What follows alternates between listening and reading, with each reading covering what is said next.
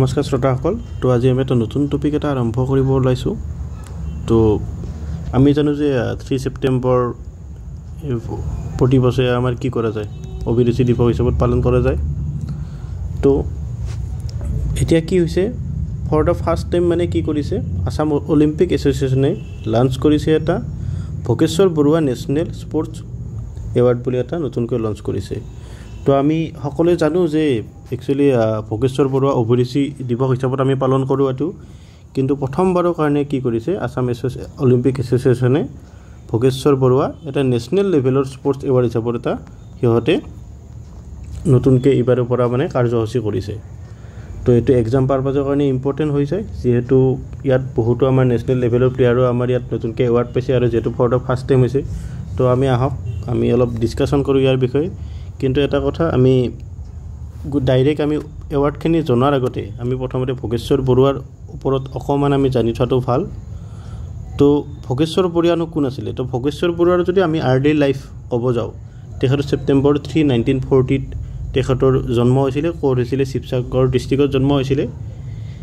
exam পাৰপাজৰ কাৰণে ইমান ডিটেইলছত নালাগে আমাক ডেটটো মনত ৰাখিলে হ'ল আৰু তেখেতৰ যদি আমি কেৰিয়াৰ হাইলাইট চাবলৈ যাওঁ তো কেৰিয়াৰ হাইলাইট চাব গ'লে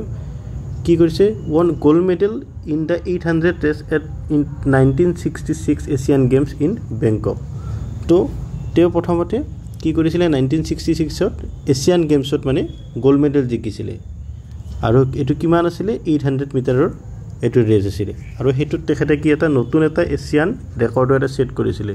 যেটো কি আছিলে 1 মিনিট 49.4 সেকেন্ডত তেখেতে হেতু দৌৰিবলৈ সক্ষম হৈছিলে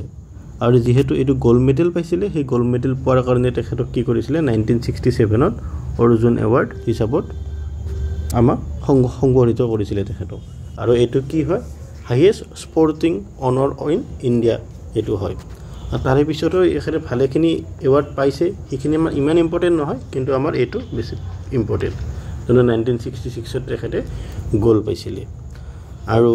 তেখেত কি হয় তেখেতৰ লিগেসি বুলি ক'লে কি হয় তেখেত the first Assamese athlete to win gold medal at N international event তো তেখেতে কি হয় প্ৰথম অসমীয়া হয় যোনে মানে এটা আন্তঃৰাষ্ট্ৰীয় ইণ্টাৰনেশ্যনেল ইভেন্টত মানে কি কৰিছিলে গোল্ড জিকিছিলে অবভিয়াছলি অকল অসমৰ নহয় নৰ্থ ইষ্টৰ কাৰণে তেখেত এটা কি হয় ইনস্পায়াৰ্ড এটা এথলেট হয় তো তেখেতৰ এৱাৰ্ডটো আমি গম পালো যে অৰ্জুন এৱাৰ্ড পাইছিলে 1967ত এটো কোনে দিছিলে ইণ্ডিয়াই দিয়ে এটো অনাৰ কৰে হাইয়েষ্ট স্পৰ্টিং অনাৰ ইন ইণ্ডিয়া কিন্তু তেখেতৰ আৰু কিছুমান এৱাৰ্ড আছে যেনেকৈ তেখেতৰ কি আছিল এটা লাচিত এৱাৰ্ড 2015ত দিছিলে 2015ত কোনে প্ৰেজেন্ট কৰিছিলে এটো টাই আহোম যুৱ পৰিষদে দিছিলে তো এনেকুৱা কিছুমান কথা আমাৰ এক্সাম পাৰপাজৰ কাৰণে ইম্পৰ্টেণ্ট হয় আৰু আমি জানিব লগা কথা আমি সকলোৱে অৰ্জুন এৱাৰ্ডটো জানো কিন্তু হয়তো আমি লাচিত এৱাৰ্ড বা এটা বীৰ চিলাৰে এৱাৰ্ডো দিছে আমি সেইবোৰ জানি থোৱাটো অকমান চাই থোৱাটো ভাল তো বীৰ চিলাৰে এৱাৰ্ড তেখেতক 2020ত দিছিলে হেতু কোনে দিছিলে presented by the government of Assam for his outstanding contribution on sports তো এইখিনি হ'ল তেখেতৰ লাইফৰ কথা আমি জানিলো তো এতিয়া আমি কাৰেন্ট ইভেন্টত যদি যাওঁ এটা কাৰেন্ট ইভেন্টত চাব গ'লে কি কৰিলে ভোগেশ্বৰ বৰুৱা যোনটো নেশ্যনেল এৱাৰ্ড এটো কোনে ইনষ্টিটিউট কৰিছে এটো আসাম অলিম্পিক এছ'চিয়েশ্যনে এটো অনাৰ ভোগেশ্বৰ বৰুৱাৰ লিগেসি হিচাপত মানে এটো হিয়তে ফৰ দ্য ফাৰ্ষ্ট টাইম 2025 পৰা ইহতে ষ্টাৰ্ট কৰিছে তো এটো ইম্পৰ্টেণ্ট হয় তো এই এৱাৰ্ডটো কেনেকুৱা ধৰণৰ এৱাৰ্ড বা কেইটা এৱাৰ্ড দিছে সেইখিনি আমি বহুত ইম্পৰ্টেণ্ট এখিনি তো এৱাৰ্ড ইয়াত তিনিটা ভাগ কৰিছে আৰু তিনিটা যদি ভাগ কৰিছে ইয়াত এৱাৰ্ড টোটাল 6টা হয় কেনেকৈ এটা হ'ল sports person of the year for recognizing outstanding achievement in sports আৰু এইটো দুটা ভাগত এটা নেশ্যনেল লেভেলত দিছে আৰু এটা ষ্টেট লেভেল মানে আসামৰ আৰু এটা নেশ্যনেল লেভেলত দিছে তো আৰু এটা নেক্সট এটা এৱাৰ্ড দিছে lifetime achievement in sports আৰু এইটো সেম এটো কোনে for contribution and dedication to sports আৰু এইটো সেম নেশ্যনেল এণ্ড ষ্টেট লেভেলত এইটো ঘোষণা কৰিছে আৰু 3 নম্বৰ এৱাৰ্ডটো হ'ল emerging sports talent of the ইয়াৰ আৰু এটা সেম এইটো দুটা ভাগত দিয়া গৈছে তো প্ৰাইজ মানিটো আমি চাব পাৰো sports person of the year কিমান 5 লাখ টকা লাইফ টাইম এচিভমেণ্ট ইন স্পৰ্টছটো 3 লাখ ৰুপিজ আৰু emerging sports talent of the ইয়াৰটো 2 লাখ ৰুপিজ আৰু এইটো জানো যেহেতু 3 ছেপ্টেম্বৰত ভোগেশ্বৰ বৰা এৱাৰ্ড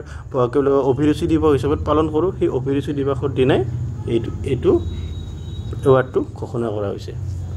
আৰু এইটো চাব লাগিব আমি চাব লাগিব যে প্ৰথম যোনটো ইনাগ্ৰেল এৱাৰ্ড চেৰিমনি হৈছে এইটো ক'ৰ হৈছে এইটো বহুত ইম্পৰ্টেণ্ট হয় এইটো শিৱসাগৰত হৈছিলে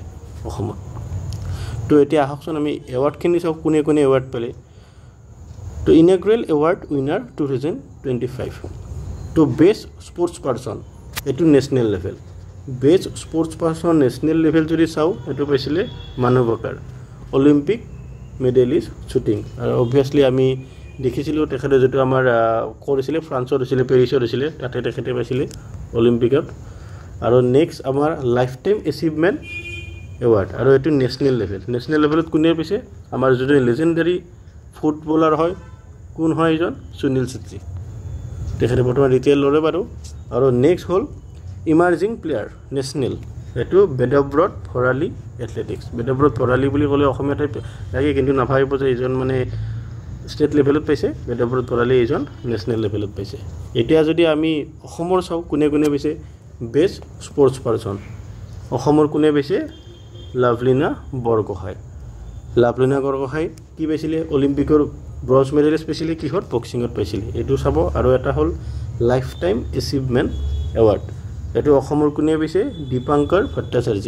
আৰু তেখেতে কি স্পৰ্টছ খেলে বেডমিণ্টন খেলিছিলে আৰু এটা ইমাৰ্জিং প্লেয়াৰত পাইছে এইটো প্ৰিয়ানুজ ভট্টাচাৰ্য আৰু তেখেতে কিহৰ কাৰণে পাইছে সুইমিঙৰ কাৰণে হৈছে তো বন্ধু বান্ধৱীসকল এইখিনি এটলিষ্ট এৱাৰ্ডখিনি আমি জানি থোৱাটো ভাল যিহেতু ফাৰ্ষ্ট টাইম হৈছে এইখিনি আমি জানি থোৱাটো খুবেই দৰকাৰ